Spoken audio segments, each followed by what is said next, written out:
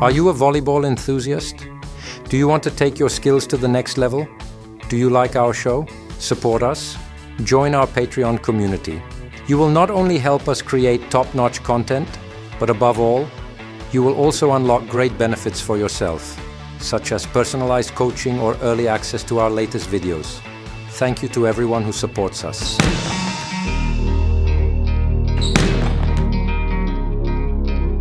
Today we will map out the training progression of serving, from the first throw of a 9-year-old beginner, through the topspin serve of 11-year-olds, the jump serve of 13-year-olds, all the way to the mastery of both jump and float serves.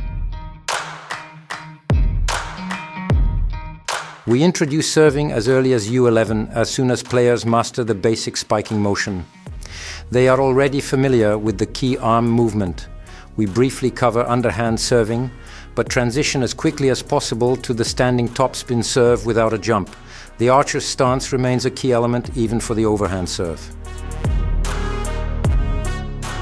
A crucial new element is the toss, seemingly simple but fundamental for proper contact.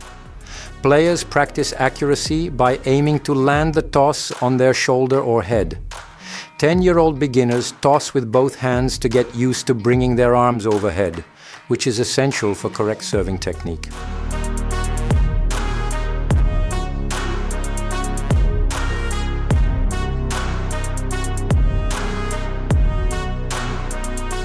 Another similarity to attacking is the contact point. The ball should be struck above the right shoulder or directly overhead. The same principle applies to the standing topspin serve. Now we move closer to the net. Players start serving from the 3-meter line to experience successful serves alongside inevitable errors. From this distance, the ball should easily clear the net. We then progressively move them back to 6 meters, corresponding to green and blue mini volleyball court dimensions.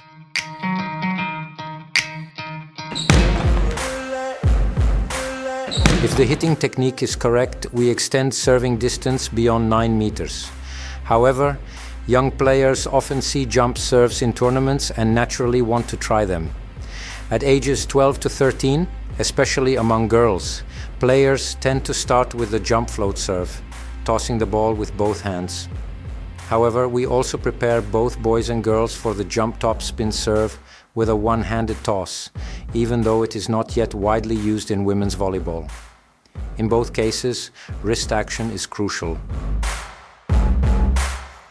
By ages 12 to 13, boys have no doubts. They are fully capable of executing and training the jump serve. And again, it all starts with the toss.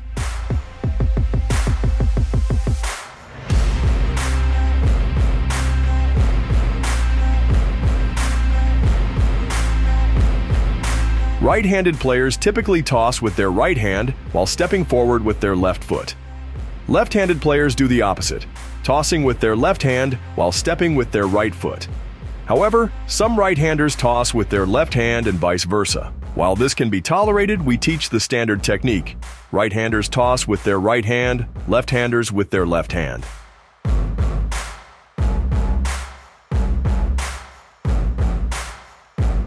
The contact point must be above the right shoulder.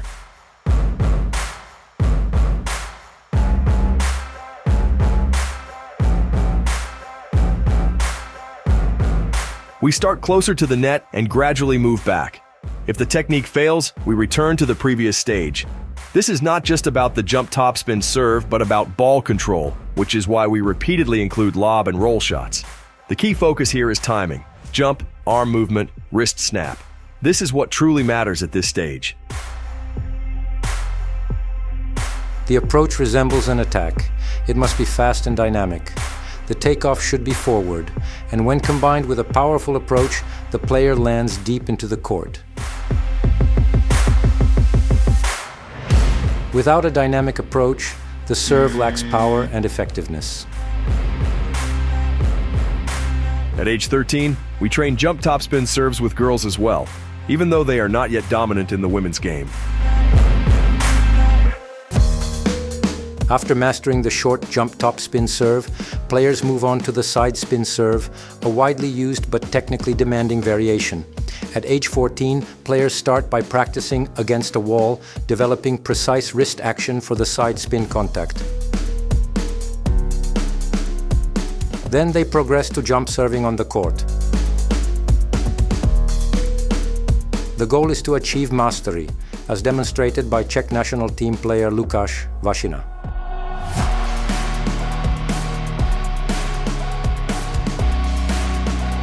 Next, we introduce the tactical hybrid serve, a combination of jump float and jump topspin serves. The first, less deceptive version uses a one-handed toss, like the jump topspin serve, but instead of a powerful hit, the player executes a jump float serve. Since the float serve rarely exceeds 70 kilometers per hour, the receiver has more reaction time, but we still train this with 14-year-old players.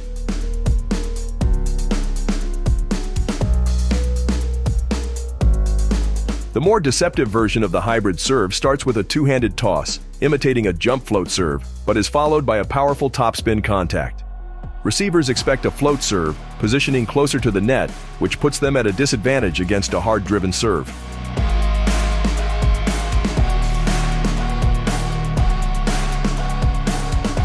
The key aspect is synchronizing the toss with the contact point. The ball must be struck above the right shoulder, not in front of the body. The left side of the body must overtake the toss. To develop this, we practice catching the ball above the right shoulder with the left side forward, setting from behind, forcing players to move under the ball. At ages 13 to 14, players can start training this serve if they have mastered the mechanics of spiking and serving technique.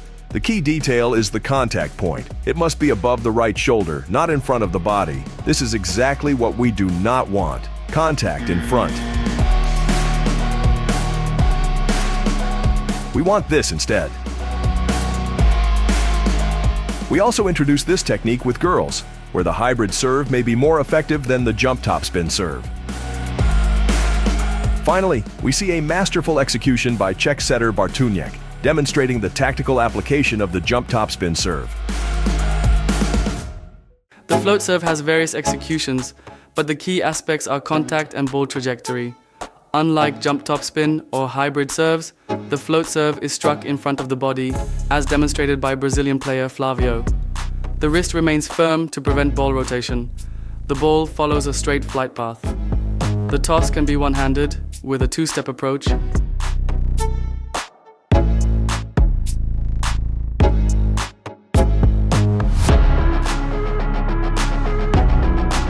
or two-handed.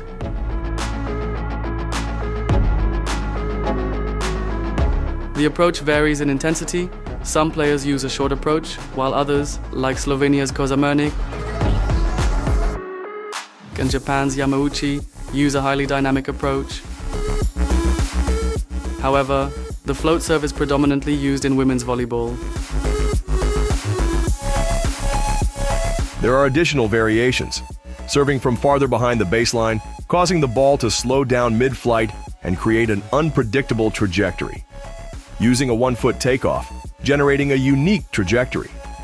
Even though boys primarily train the jump topspin serve and girls use float serves to improve ball control, mastering the float serve remains essential. The key factors are the toss and firm wrist action.